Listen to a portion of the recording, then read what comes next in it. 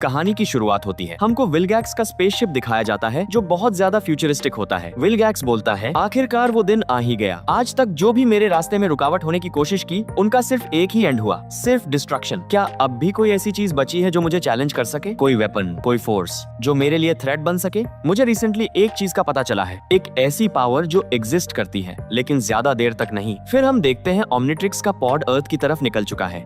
फिर scene shift होता है अर्थ में। हमें बेन की आवाज सुनाई देती है। बेन बोल रहा होता है, यार इस दुनिया में कुछ भी फेयर नहीं है। हम देख सकते हैं कि टेबल पर कुछ सुमो स्लैमर्स कार्ड्स रखे हुए हैं। बेन उनको देखते हुए बोलता है, देखो ना, इतने सारे ब्लू कार्ड्स, कुछ रेड भी, लेकिन मुझे गोल्ड कब मिलेगा? पीछे से ग्वेन बोलती है, मुझे नहीं पता बेन, पर मुझे ज्यादा सैड ये लग रहा है कि तुम इतने ऑब्सेस्ड हो सुमो स्लैमर्स के कार्ड्स को लेकर। फिर हम ग्वेन का बैग देख सकते हैं जिसमें कुछ बुक्स रखी हुई हैं। बुक्स का टाइटल कंस्पिरेसी एलियन रिलेटेड लग रहा है। बेन बोलता है, सीरियसली ग्वेन, क्या ये तुम्हारी कांस्टेंट एलियन कंस्पिरेसी थियरीज से भी ज्यादा सैड है? पीछे से ग्रैंडपा मैक्स की आवाज आती है, तुम दोनों को एक दूसरे को इरिटेट करना बंद करना चाहिए। मेरा मतलब, हम यहाँ फन करने आए हैं। फिर हमें एक कंप्लीट सीन दिखाया जाता है जिसमें हम बेन, ग्वेन और ग्रैंडपा मैक्स को देख सकते हैं। वो कैंप फायर के सामने बैठे हैं और पीछे उनकी आरवी रस्ट बकेट खड़ी है। बेन बोलता है, कम ऑन ग्वेन, एक दूसरे को रेज बेट करना ही तो हम बचपन से करते आए हैं। ग्वेन बोलती है, तुम क्या सोचते हो, हम अब सडनली मैच्योर हो गए और एलियंस रियल होते हैं, चाहे तुम मानना चाहो या नहीं? ग्रैंडपा मैक्स बोलते हैं, ओके, इस ट्रिप का पॉइंट ये बिल्कुल नहीं है बच्चों। अगर हम कल सुबह जल्दी उठ गए तो नून तक माउंट रशमोर पहुंच सकते हैं। क्या बोलते हो तुम दोनों? फिर हम बेन को देखते हैं। उसको रोड ट्रिप बोरिंग लग रही थी। बेन बोलता है, ग्रैंडपा, अगर मैं इस ट्रिप को गूगल कर सकता तब शायद थोड़ा एक्साइटेड होता, लेकिन आपका नो डिवाइसेस रूल लिटरली मुझे मार रहा है। ग्वेन बेन को चिढ़ाते हुए बोलती है, तुम्हें बस ब्रेनियक सर्च करना पड़ेगा। ग्रैंडपा बोलते हैं, बेन ये पनिशमेंट नहीं है, हम पूरी समर एक साथ स्पेंड करने वाले हैं। मैं नहीं चाहता तुम दोनों पूरा टाइम स्क्रीन से चिपके रहो। फिर हम देखते हैं बेन अपना सुमो स्लैमर्स कार्ड देख रहा है। ग्वेन बोलती है, डोंट वरी ग्रैंडपा, एटलीस्ट हम में से एक तो अथॉरिटी की रिस्पेक्ट करता है। बेन बोलता है, सीरियसली, क्या तुम स्कूल में भी ऐसी ही हो, बिल्कुल बोरिंग? मैं बेट लगाता हूँ तुम डेफिनेटली टीचर्स की चपलूसी करती हो। ग्रैंडपा मन में सोचते हैं, बस 3 महीने और हैंडल करना है। ग्वेन बोलती है, बकवास करते रहो बेन। बेन बोलता है, तुम खुद को समझदार समझती हो, लेकिन तुम अभी भी एक छोटी बच्ची हो।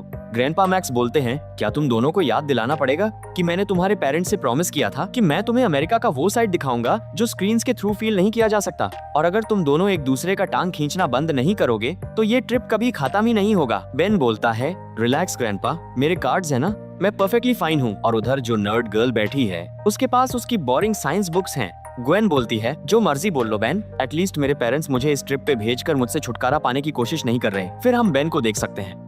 उसके एक्सप्रेशन से लगता है कि वो चिढ़ गया है। बेन गुस्से में कैंप फायर को किक करता है और बोलता है, मुझे कोई जरूरत नहीं है, तुम दोनों यहीं बैठकर अपने स्टूपिड मार्शमेलोज रोस्ट करो। फिर बेन जंगल की तरफ निकल पड़ता है। सीन शिफ्ट होता है एक मिलिट्री कंट्रोल रूम के अंदर। वहाँ पर बैठा ऑफिसर बोलता है, अर्थ के अंदर कुछ अननोन चीज एंटर की है, इसकी एनर्जी फ्रीक्वेंसी एनालाइज ही नहीं हो पा रही। फिर हम देखते हैं कि ओमनिट्रिक्स का पॉड अर्थ के एटमॉस्फेयर में एंटर कर चुका है। उधर बेन गुस्से में जंगल में घूम रहा है और बोलता है, मुझे पता था मैं यहाँ खो जाऊंगा। पक्की बात है ग्वेन को ये सब बहुत पसंद आ रहा होगा। हर बार मैं किसी न किसी ट्रबल में फांस ही जाता हूँ। फिर बेन स्काई की तरफ देखता है, उसे एक मीटियोराइट दिखता है। बेन बोलता है, वो चीज क्या है? ये तो मेरी तरफ ही आ रहा है। और ओमनिट्रिक्स का पॉड आकर बेन के पास क्रैश करता है। बेन हवा में उछल जाता है, जमीन पर रोल करता हुआ पेड़ में जाकर टकराता है और बोलता है, मैं ठीक हूँ। लेकिन वो बिल्कुल कूल नहीं था। फिर क्रैश हुए पॉड को देखकर बोलता है, वो चीज क्या थी यार, ये कितना वियर्ड है। फिर हम देखते हैं glowing green alien wine device धीरे धीरे उसके शू के पास क्रॉल कर रहा है। बेन बोल रहा होता है, मुझे लगता है मुझे ग्रैंडपा को ढूंढना चाहिए, और सडनली एलियन वाइन स्प्रिंग करके बेन के आर्म पर रोल करता है। बेन शॉक में पीछे हट रहा है, यानी इस यूनिवर्स में बेन खुद ओमनिट्रिक्स के पास जाकर अपना हाथ नहीं बढ़ाता, बल्कि ओमनिट्रिक्स खुद उसके पास चला आता है। ग्रीन एलियन वाइन बेन के आर्म के अराउंड टाइटली रैप होने लगती है। बेन पैनिक में उसे झटकने की कोशिश करता है। वो बोलता है, नो नो नो नो, मुझसे दूर हट। फिर हम देख सकते हैं कि डिवाइस फुल्ली अटैच हो चुका है। बेन जब ओमनिट्रिक्स को फोर्सफुली हटाने की कोशिश कर रहा था, तभी कुछ मैसिव मिलिट्री कॉन्वॉय फॉरेस्ट में एंटर करता है। टैंक्स, आर्मर्ड व्हीकल्स और सोल्जर्स वेपन्स लेकर आगे बढ़ रहे हैं। कमांडर बोलता है, अटेंशन ऑल मोबाइल यूनिट्स, मेरी टीम मेरे साथ रहेगी, हमें पता लगाना है कि वो चीज एग्जैक्टली यहाँ क्या लैंड हुई है। और हम देख सकते हैं बेन डार्क ट्रीज के पीछे छुपा हुआ मिलिट्री ऑपरेशन को फियर के साथ देख रहा है। सीन शिफ्ट होता है।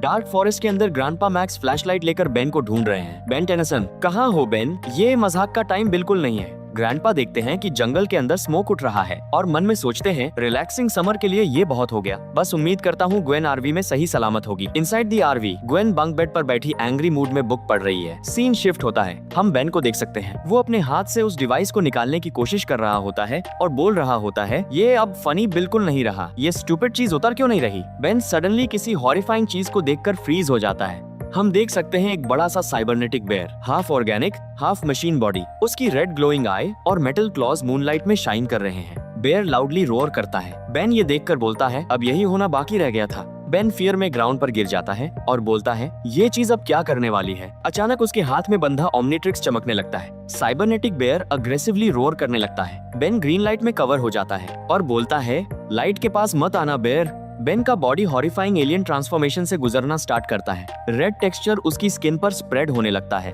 बेन बोलता है, मेरे साथ क्या हो रहा है। हम अब देख सकते हैं कि ट्रांसफॉर्मेशन कंप्लीट हो चुकी है। बेन 4 आर्म्स में बदल गया है और बोलता है, मैं ये क्या बन गया। तभी बेयर उसके ऊपर कूद पड़ता है। 4 आर्म्स बोलता है, तू गलती कर रहा है भालू। 4 आर्म्स डायरेक्टली साइबरनेटिक बेयर के जॉज को अपने हैंड से पकड़कर रोकता है। बेयर अग्रेसिवली स्नैप करने की कोशिश कर रहा है, लेकिन 4 आर्म्स अपनी रॉ स्ट्रेंथ से उसको होल्ड करता है और बोलता है, अभी मेरा मूड नहीं है। और हम देखते हैं कि 4 आर्म्स बेयर को हवा में उठा लेता है और बोलता है, क्या तुम मेरा फेस चबाना चाहते हो? ये मेरा फेस है ही नहीं। साइबरनेटिक बेयर अपनी मैसिव स्ट्रेंथ से 4 आर्म्स को पुश करता हुआ रॉर कर रहा होता है, लेकिन 4 आर्म्स बेयर को मारकर दूर फेंक देता है। अब बेयर और 4 आर्म्स आमने सामने होते हैं। 4 आर्म्स बोलता है, तो चलो फाइट करते हैं।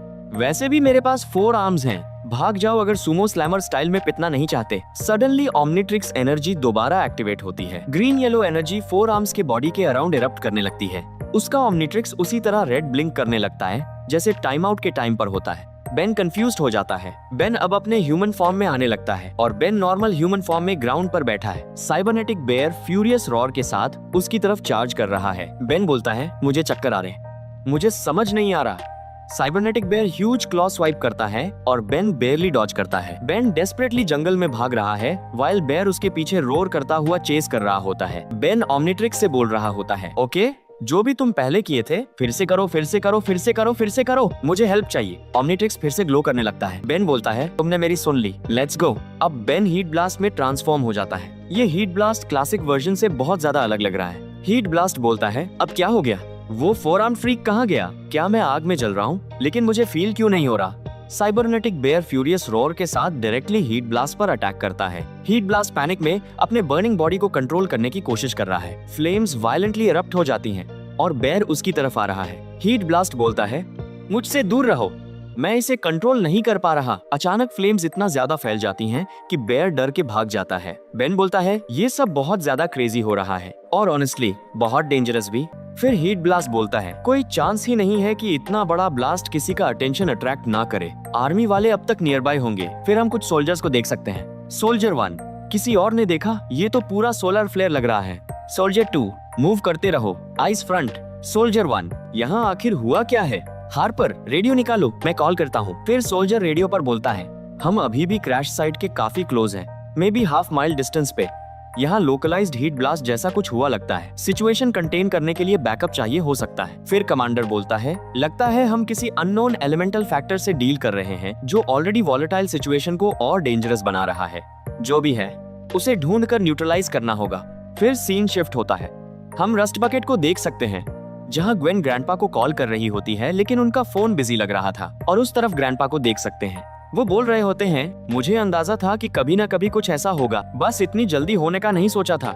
सीन शिफ्ट होता है डीप स्पेस में। विलगैक्स का वॉरशिप स्टार्स के बीच ट्रैवल करता हुआ दिख रहा है। ये वॉरशिप कुछ क्लासिक जैसा ही दिख रहा है। वहाँ 2 biomechanical alien operators glowing consoles पर काम कर रहे हैं। एक एलियन बोलता है, सिग्नल ओमनिट्रिक्स एनर्जी सिग्नेचर से परफेक्टली मैच कर रहा है, जो अभी तक डीप ब्लैक डेटा फाइल्स में लॉक था। दूसरा एलियन बोलता है, लोकेशन कोऑर्डिनेट्स कैलकुलेट किए जा रहे हैं। फिर हमें विलगैक्स की आवाज सुनाई देती है। फाइनली मुझे पता था ये हमेशा छुपा नहीं रह सकता। फिर विलगैक्स रिवील होता है अपने थ्रोन में बैठा हुआ। ये वाला विलगैक्स क्लासिक शो से काफी अलग है। इसका चेहरा काफी डरावना है और विलगैक्स बोलता है अब हम इंस्टेंटली और डिसाइसिवली एक्शन लेंगे। सिग्नल ट्रैक करो। उस प्रिमिटिव स्पीशीज को अभी तक स्लाइटेस्ट आइडिया भी नहीं है कि उनके पास क्या आ चुका है। तो फ्रेंड्स, अभी के लिए तो कॉमिक इतना ही आया है। नेक्स्ट पार्ट आएगा तो मैं जल्द ही वीडियो बना दूंगा। तो चलिए करते हैं एक छोटा सा रिव्यू। ओमनिट्रिक्स का खुद बेन के पास आना, वाइन बन के उसके हाथ में लिपट जाना, सिचुएशन के हिसाब से अपने आप एलियन में ट्रांसफॉर्म, ये चेंज ओमनिट्रिक्स ज्यादा अलाइव और मिस्टीरियस लगता है। यानी ये यूनिवर्स में ओमनिट्रिक्स कोई डिवाइस नहीं बल्कि कोई जिंदा चीज है। ट्रांसफॉर्मेशंस पेनफुल और अनस्टेबल लगती हैं। मिलिट्री इन्वॉल्वमेंट शुरुआत से दिखाना स्टोरी को ग्राउंडेड और सीरियस टोन देता है। ओवरऑल इसको आप बेन 10 यूनिवर्स का हॉरर वर्जन बोल सकते हैं।